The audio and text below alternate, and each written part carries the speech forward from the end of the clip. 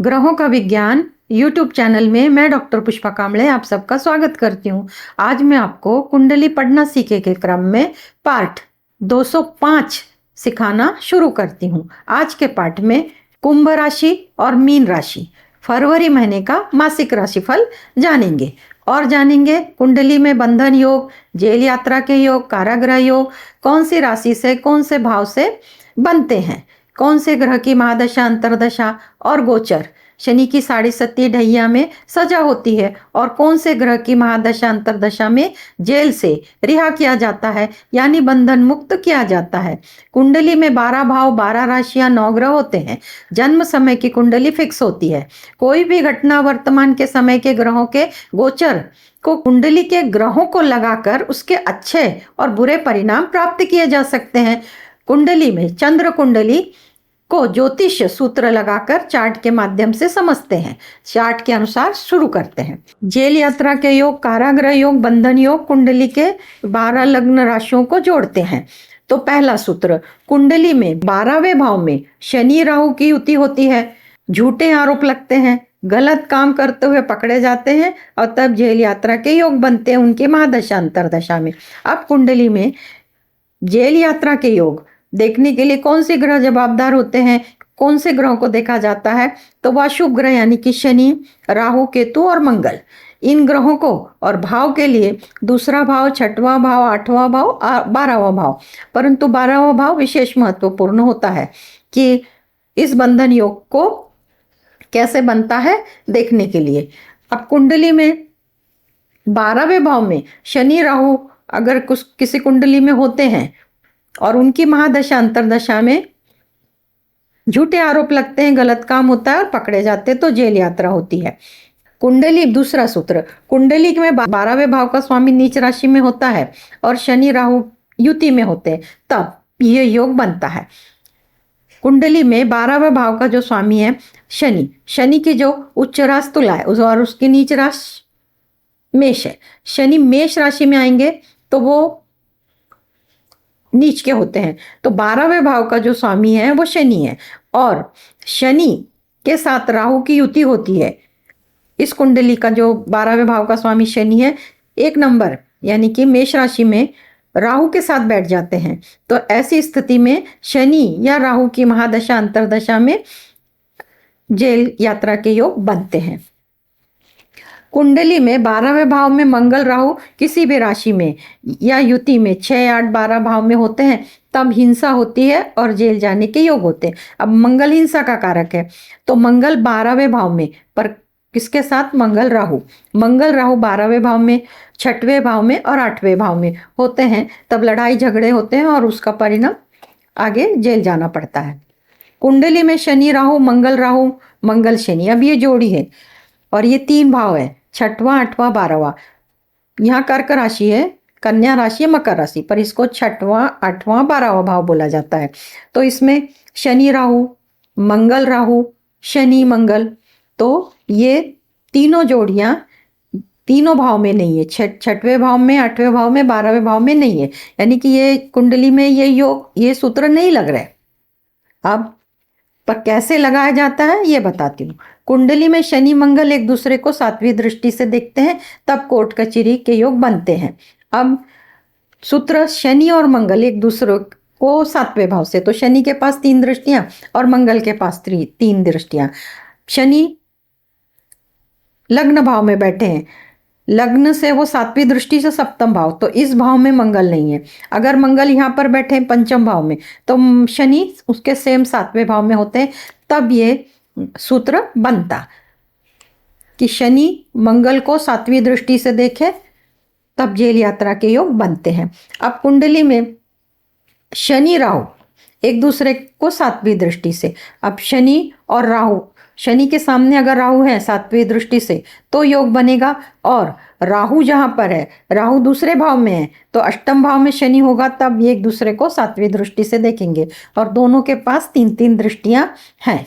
शनि के पास भी 3 है और राहु के पास भी 3 है। अब कुंडली में 12वें भाव का संबंध 8वें भाव से होता है, तो इसको समझते हैं। अब ये 12वां भाव है, इस भाव का संबंध 8वें भाव से कैसे होता है?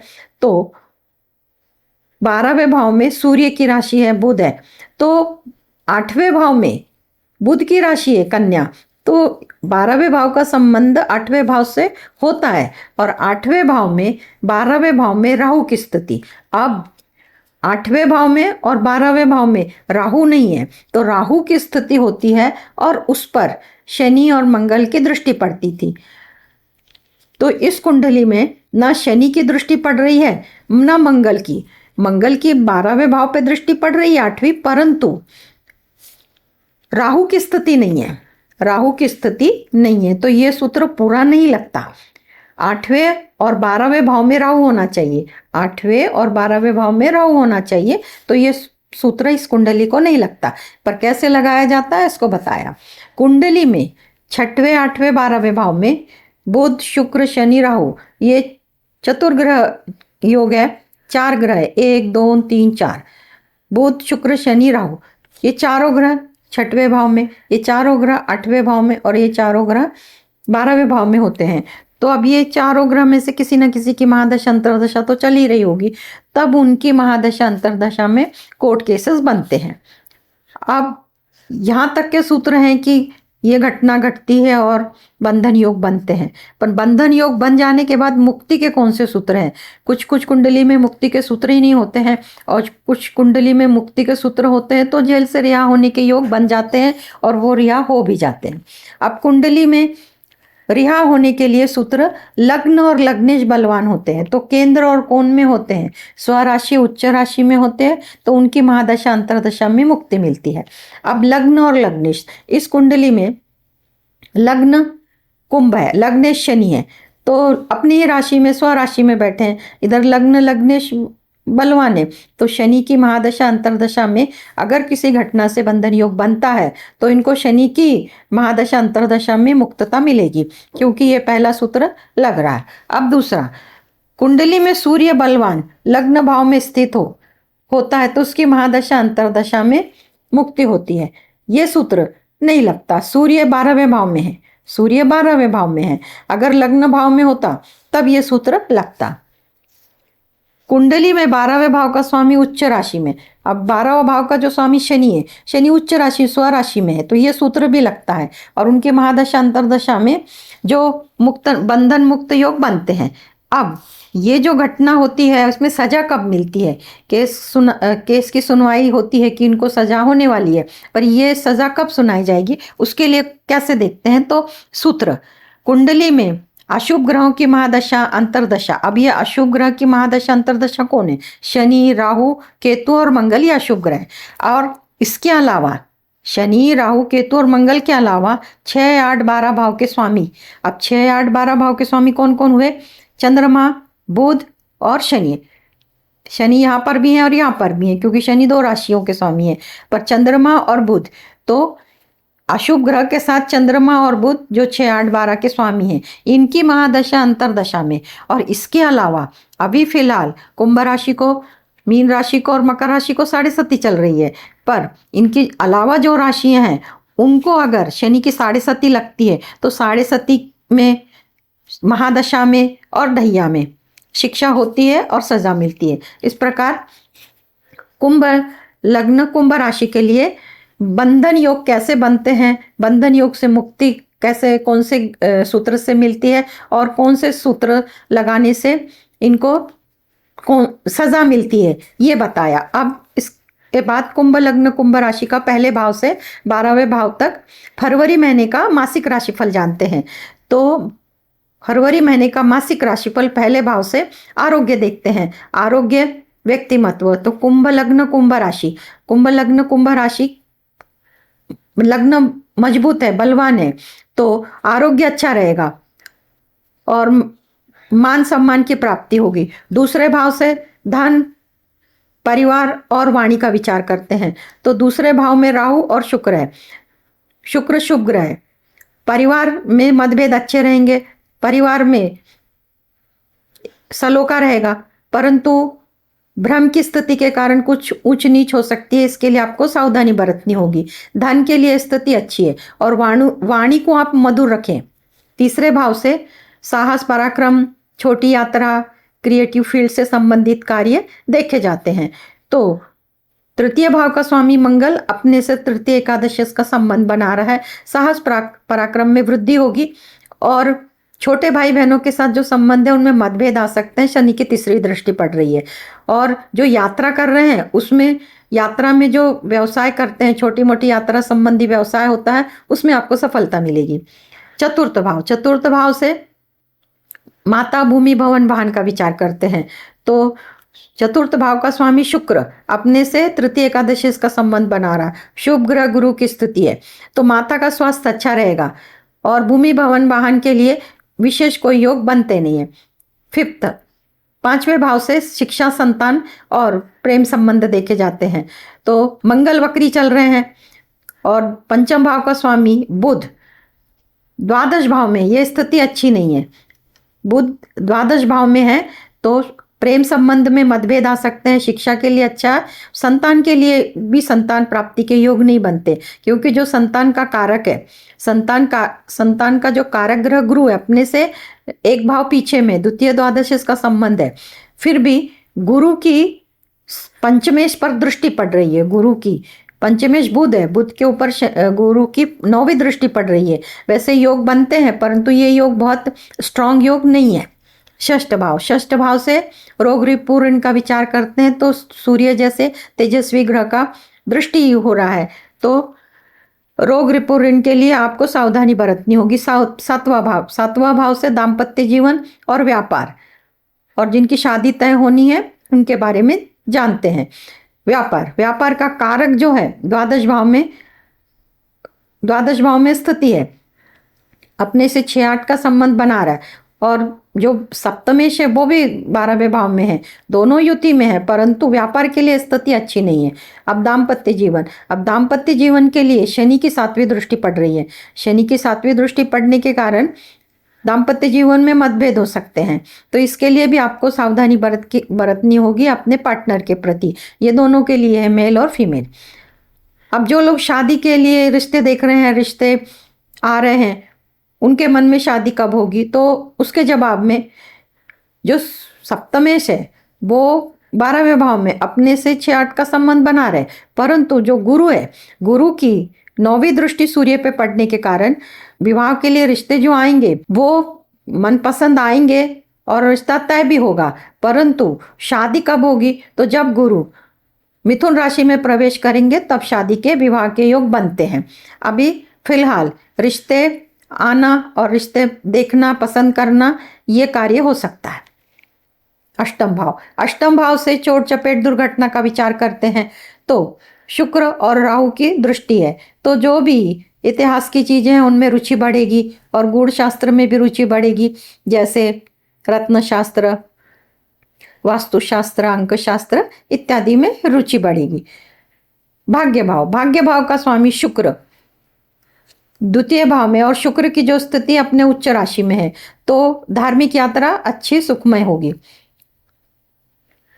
दशम भाव से नौकरी का और पिता का विचार करते हैं, तो दशम भाव का जो स्वामी मंगल है अपने से 6-8 का संबंध बना रहा है और वक्री है। तो जो लोग नौकरी के लिए प्रयत्नशील हैं, गुरु की 7वीं दृष्टि है, शनि की 10वीं दृष्टि है।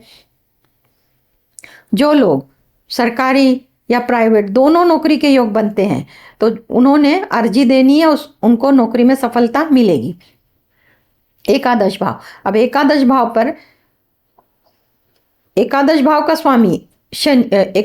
का स्वामी गुरु है, धनु राशि का स्वामी गुरु है, अपने से 6-8 का संबंध बना रहा है। मंगल वक्री है, दृष्टि संबंध कर रहा है, तो बड़े भाई बहनों के साथ मतभेद आ सकते हैं परंतु सुलह भी हो सकती है। फाइनेंस के लिए स्थिति अच्छी है। एकादश भाव के बाद द्वादश भाव में मकर राशि है और मकर राशि में सूर्य और बुध की स्थिति है। मकर राशि का स्वामी लग्न में अपने ही स्वराशि में स्थित है, लग्न भाव में, तो खर्चे जो होंगे वो आपके ऊपर डिपेंड होंगे। आप जहां खर्च करना चाहते हैं वहां पे खर्च होंगे, तो खर्चे के लिए बहुत बड़ा इशू नहीं है। अब पहले भाव से 12वें भाव तक इन ग्रहों के बारे में भी बताया। अब चंद्रमा, चंद्रमा जब कुंभ राशि कुंभ लग्न के लिए वृषभ राशि से जाएंगे, कन्या राशि से जाएंगे, मकर राशि से, तो ये पंचांग में ये देखने को मिल सकता है कि चंद्रमा वृषभ से कब है, कन्या से कब है और मकर से कब जा रहे हैं। तो चंद्रमा 2.25 दिन एक एक राशि में रहते हैं। तो वो जो एक एक राशि में रहते हैं वो दिन कौन से होते हैं, तो वो फरवरी महीने की इस प्रकार 5, 6, 7, 15, 16, 17, 24, 25 ये जो तारीखें हैं फरवरी महीने की, इनको ध्यान में रखें। इन दिनों कोई भी काम पूरा होता ही नहीं है और अगर नियोजित है तो वो शुरू भी नहीं होता है। ध्यान में रखेंगे तो आपके समझ में आ जाएगा कि इस दिन चंद्रमा अनिष्ट है, तो फिर आप इसको टालेंगे तो दूसरे दिन आपको आपके काम में सफलता मिलेगी। तो ये चंद्रमा के डेट्स हैं। अब इच्छा पूर्ति का ग्रह कुंभ लग्न कुंभ राशि के लिए गुरु बनते हैं, क्योंकि एकादश भाव का जो स्वामी है वो गुरु है और गुरु अपने से 6-8 का संबंध बना रहा है एकादश भाव से। परंतु जो लग्नेश है, लग्नेश कुंभ राशि, लग्न कुंभ राशि का और लग्नेश शनि, तो ये जो दोनों ग्रह आपस में क्या संबंध कर रहे हैं, तो शनि से हम गिनेंगे तो 1, 2, 3, 4 और गुरु से गिनेंगे तो 10, तो चतुर्थ दश का संबंध आ रहा है। तो इसका अर्थ चौथा और 10वां, चौथा सुख का होता है और 10वां कर्म का होता है। तो आपको सुख के लिए कर्म करना होगा। तो सुख के लिए आपको क्या कर्म, सुख यानी कि अपनी इच्छा पूर्ति के लिए आपको कर्म करना होगा। तो कोई भी मंत्र किया जाता है तो लग्नेश का मंत्र, तो लग्नेश शनि है तो शनि का मंत्र रोज ओम शन शनिश्चराय नमः, या आप नीलांजन भी कर सकते हैं, गायत्री शनि गायत्री भी कर सकते हैं। जो आपको शनि मंत्र आता है वो रोज 108 बार करें। और शनि से संबंधित काली चीजें, काली उड़द की दाल, काला कंबल और भी जो रोशनी का दान, दिया का दान, तेल का दान आप अपने सामर्थ्य के अनुसार शनिवार के दिन कर सकते हैं, तो इच्छा पूर्ति में मदद होगी। इस प्रकार कुंभ लग्न कुंभ राशि का फरवरी महीने का मासिक राशिफल बताया। अब मीन लग्न मीन राशि, मीन लग्न मीन राशि, पहले भाव में राहु शुक्र, तीसरे भाव में गुरु, चतुर्थ में मंगल, सप्तम में केतु और एकादश भाव में सूर्य बुध और द्वादश भाव में शनि। ये मीन लग्न मीन राशि का चार्ट हुआ। अब इस चार्ट को बंधन योग, जेल यात्रा के योग, कारागृह योग, ये योग कैसे बनते हैं, कैसे सूत्र को जोड़ा जाता है, इसको समझते हैं। तो पहला सूत्र, पहला ये जान लेते हैं कि कुंडली में कौन से ग्रह से बंधन योग बनते हैं। तो बंधन योग शनि से, राहु केतु से और मंगल से बनते हैं। और भाव कौन से विचार में लिए जाते हैं, दूसरा, 6वां, 8वां, 12वां, और ये 4 भाव में से भी 12वां भाव अधिक विशेष और महत्वपूर्ण इस योग के लिए देखा जाता है। अब कुंडली के 12वें भाव में शनि राहु की युति है, कुंडली के 12वें भाव में। तो इस कुंडली में शनि अकेले हैं, अगर इनके साथ राहु होते तो आरोप लगने के योग बनते, गलत काम करते हुए पकड़े जाते और जेल जाने के योग बनते। तो सूत्र कैसा देखा जाता है, तो शनि राहु 12वें भाव में। इसके बाद वाला सूत्र, 12वें भाव का स्वामी नीच राशि में होता है। 12वां भाव का जो स्वामी शनि है, शनि की जो नीच राशि 1 नंबर की है, उच्च राशि है तुला राशि। तो जब जिस किसी की कुंडली में 12 नंबर से शुरू होता है तो क्या उसके द्वादश भाव में कुंभ राशि आती है, तो कुंभ राशि का स्वामी अगर 1 नंबर में है तो ऐसी स्थिति में अगर कोई अच्छे ग्रह की महादशा चल रही होगी तो कुछ नहीं होगा। पर जब शनि से संबंधित महादशा अंतरदशा आएगी तो ये घटना घटेगी। तो शनि और राहु की युति जब 12वें भाव में होती है तब, और स्वामी नीच राशि में होता है, तो स्वामी भी शनि है। अगर दूसरा कोई लग्न होता तो 12वें भाव में दूसरा अंक आता और उसका स्वामी अलग होता और शनि राहु की युति होती। अब इसमें 12वें भाव का स्वामी स्वयं शनि है, पर शनि राहु अगर एक साथ आते हैं तो उनके महादशा अंतरदशा में बंधन योग बनते हैं।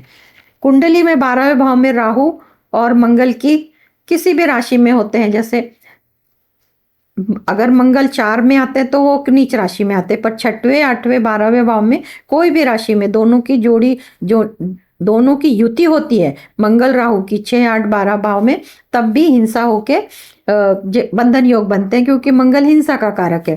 अब कुंडली में शनि राहु, मंगल राहु और शनि मंगल, अब जब भी शुरू में ही बताया कि अशुभ ग्रह कौन कौन से, तो शनि राहु केतु मंगल, ये अशुभ है। तो इसमें से केतु अलग है, पर शनि राहु, मंगल राहु और मंगल शनि, ये तीनों छठवें भाव में, आठवें भाव में और 12वें भाव में होते हैं। तो जब जेल यात्रा के योग बनते हैं, कुंडली में शनि मंगल एक दूसरे से 7वें दृष्टि से एक दूसरे को देखते हैं, तब कोर्ट कचहरी के योग बनते हैं। तो इसको कैसे देखेंगे, शनि द्वादश भाव में तो मंगल अष्टम में होंगे, तो 7वीं दृष्टि से देखेंगे। अब मंगल यहाँ पे चतुर्थ में है, तो शनि दशम में होने चाहिए, यानी कि एक दूसरे को वो 7वीं दृष्टि से देखेंगे। उनके मंगल के पास भी 3 दृष्टियां हैं और शनि के पास भी है, पर 7वीं दृष्टि का महत्व है।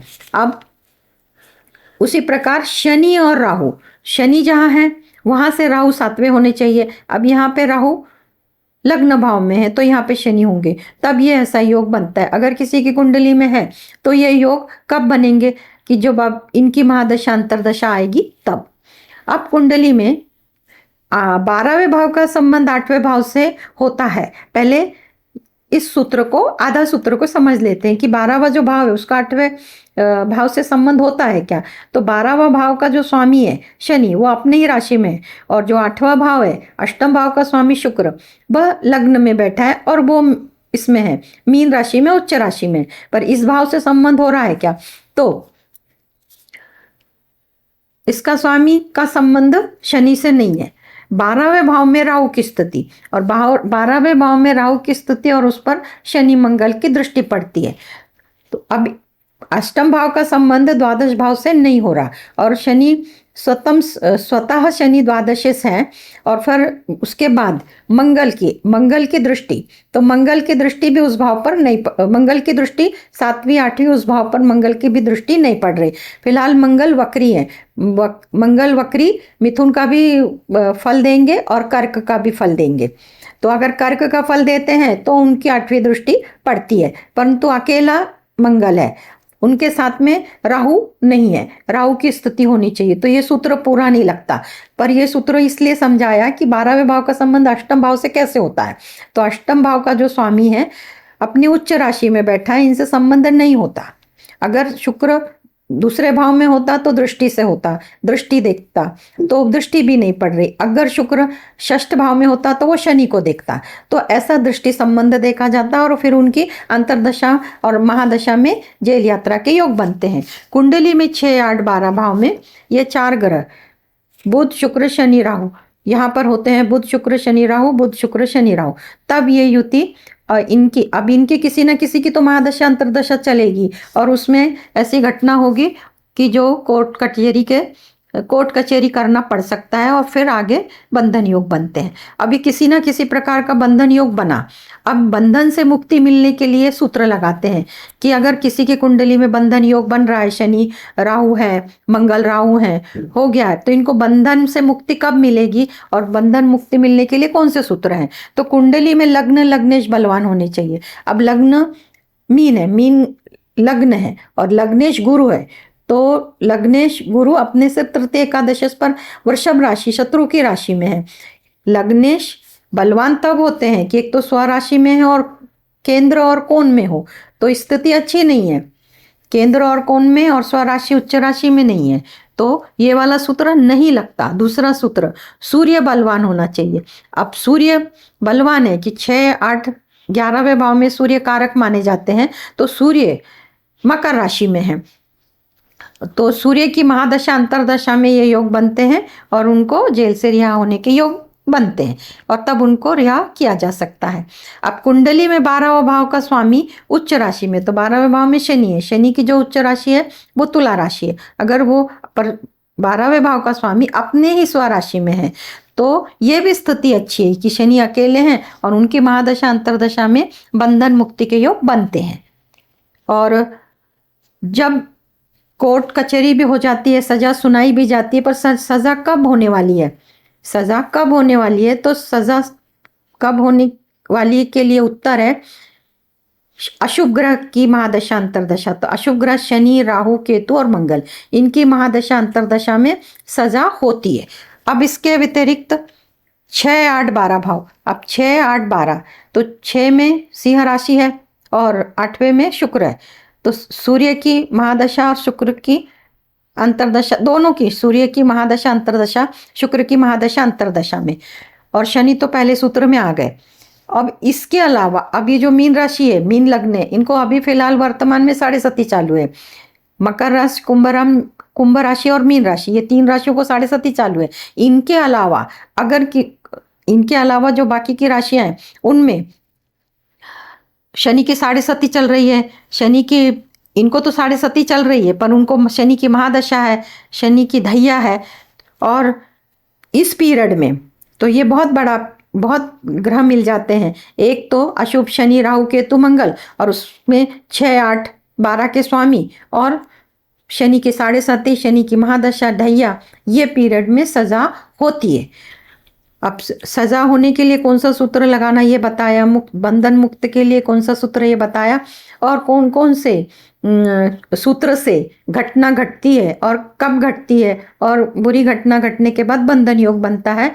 ये पूरे सूत्र को पहले भाव से 12वें भाव तक जो भाव इसमें शामिल है, यानी कि दूसरा, छठा, 8वां, 12वां, प्रमुख भाव 12वां, और 6 और 8 भाव, 6, 8, 12 भाव को सूत्र लगाकर बताया कि बंधन योग कैसे बनते हैं और बंधन से मुक्ति कैसी, और से बंधन जब हो जाता है तो सजा कब सुनाई जाती है। अब मीन लग्न, मीन राशि के लिए पहले भाव से 12वें भाव तक फरवरी महीने का मासिक राशिफल जानते हैं। तो पहले भाव से स्वास्थ्य, मान सम्मान, व्यक्तिमत्व के बारे में जानते हैं। तो राहु केतु की स्थिति है, आरोग्य के लिए भ्रम की बीमारी की शक्यता है। ऐसा वैसा हो रहा है, सर दर्द है, ऐसा दर्द है, वैसा दर्द है, सब भ्रम की बीमारी है। आप इसके लिए ध्यान साधना कर सकते हैं, और जो भी आपका दवाई का रूटीन है उसे आप वैसा ही कंटिन्यू करें, पर विचारों को बदले, भ्रम की स्थिति ना लाए तो स्थिति बेहतर हो जाएगी आरोग्य के लिए। दूसरे भाव से धन का, परिवार का, वाणी का विचार करते हैं। अब दूसरे भाव में शनि की तीसरी दृष्टि पड़ने के कारण परिवार में मतभेद की स्थिति बनी रहेगी। धन के लिए स्थिति अच्छी है, वाणी को आपको मधुर रखना पड़ेगा। तृतीय भाव से छोटे भाई बहनों के संबंध का विचार करते हैं, और जो लोग छोटी यात्रा से व्यवसाय करते हैं और क्रिएटिव फील्ड से जुड़े हुए हैं, गुरु वृषभ राशि में है, गुरु की 7वीं दृष्टि भाग्य भाव पर पड़ रही है, तो उनके कार्य में उनको सफलता मिलेगी। चतुर्थ भाव से माता, भूमि, भवन, वाहन का विचार किया जाता है। मंगल वक्री चल रहे हैं, माता के स्वास्थ्य में तकलीफ हो सकती है, गर्मी के रोग, उष्णता के रोग, इसके लिए आपको सावधानी बरतनी होगी। उनका रूटीन चेकअप कराना होगा, समय समय पर दवाइयाँ देनी होगी। और जो लोग भूमि खरीदना चाहते हैं, भूमि खरीदने के लिए उत्सुक हैं, उन्होंने प्रयत्न करेंगे तो उनको यश मिल जाएगा। पंचम भाव से शिक्षा, संतान और प्रेम संबंध के बारे में विचार करते हैं। सूर्य की 7वीं दृष्टि पड़ने के कारण प्रेम संबंध में अहंकार के कारण मतभेद आ सकता है। शिक्षा के लिए अच्छा है, पर संतान के लिए, जो लोग संतान प्राप्ति के लिए प्रयत्न कर रहे हैं उनके लिए गुरु का संबंध, चंद्रमा तो 2.25 दिन में राशि, पंचमेश चंद्रमा है, 2.25 दिन में राशि बदलते हैं। गुरु का दृष्टि संबंध नहीं हो रहा है, और तो संतान गर्भधारणा के, महिला के लिए गर्भधारणा के योग नहीं बनते। पर जो पूर्व से गर्भधारणा कर चुकी है महिलाएं और मीन लग्न, मीन राशि के, उनको सावधानी बरतनी होगी, क्योंकि सूर्य की 7वीं दृष्टि जब पंचम भाव पर पड़ती है तो अचानक जो गर्भपात, मिसकैरेज बोला जाता है, उसकी संभावना बढ़ती है। सूर्य की 7वीं दृष्टि, तो उन्होंने अपने आरोग्य की, अपने तबीयत की अधिक से अधिक सावधानी बरतनी होगी। षष्ठ भाव से रोग रिपोर्ट का विचार करते हैं, तो शनि की 7वीं दृष्टि है, इसके लिए शत्रु ना बढ़े, इसलिए आपको सावधानी बरतनी होगी। सप्तम भाव से व्यापार, दाम्पत्य जीवन, और जिन लोग की शादी होने वाली है उनके योग हैं क्या, वो देखा जाता है। तो पहला व्यापार के बारे में देखते हैं। तो व्यापार का कारक जो है बुध, तो व्यापार का कारक जो बुध है, तो गुरु की 5वीं दृष्टि है, और गुरु की 9वीं दृष्टि जो सप्तमे से बुध उसके ऊपर है, यानी कि 5वीं दृष्टि से वो 7वें भाव को देख रहा है, तो कन्या राशि, और 9वीं दृष्टि से उसके स्वामी को देख रहा है। तो बुध व्यापार का कारक है, तो व्यापार के लिए स्थिति बहुत अच्छी है। मीन लग्न, मीन राशि के लिए व्यापार जैसा भी वो चल रहा है उसमें वृद्धि होगी, नया सोच रहे वो भी कर सकते हैं। अब दाम्पत्य जीवन के लिए शुक्र शुभ ग्रह है और गुरु भी शुभ ग्रह है, तो दोनों की दृष्टि हो रही, तो दाम्पत्य जीवन तो पहले से बहुत बेहतर है और बेहतर रहेगा। अब जो लोग शादी के लिए रिश्ते देख रहे हैं और रिश्ते पसंद आ रहे नहीं आ रहे, परंतु जो वर्तमान समय में शुक्र 7वें दृष्टि से और गुरु की 5वीं दृष्टि से और गुरु जो सप्तमे से उसको भी 9वीं दृष्टि से, तो ये बहुत बड़ा स्ट्रांग योग बन रहा है रिश्ते पक्के होने के, रिश्ते तय होने के और फिर विवाह होने के। अष्टम भाव पर किसी विशेष 7वीं 8वीं 9वीं 10वीं किसी ग्रह की दृष्टि नहीं है और अष्टम भाव का स्वामी लग्न में है, तो चोट चपेट दुर्घटना के कोई विशेष योग नहीं है। नवम भाव से भाग्य का विचार करते हैं। भाग्य का जो स्वामी मंगल है, मंगल वक्री चल रहे हैं और मंगल मिथुन राशि का और कर्क राशि का दोनों का फल देंगे, तो धर्म का साथ मिलेगा, धार्मिक यात्रा होगी और उसमें आपको सुख सुविधा भी मिलेगी।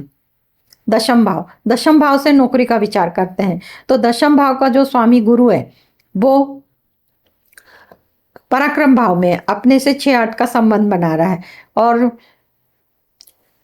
मंगल की 7वीं दृष्टि पड़ रही है। मंगल वक्री है, मंगल का संबंध आ रहा है और मंगल और सूर्य ये दोनों नौकरी के कारक हैं, तो एक दूसरे से 9 पंचम का 1 2 3 4 5 नहीं, सूर्य का और मंगल का कोई योग नहीं बन रहा है, पर मंगल की दृष्टि पड़ने के कारण नौकरी के ये जो चांसेस है वो आएंगे, पर सफलता के योग नहीं बनते हैं, तो वर्तमान में नौकरी लगने के योग नहीं दिखते।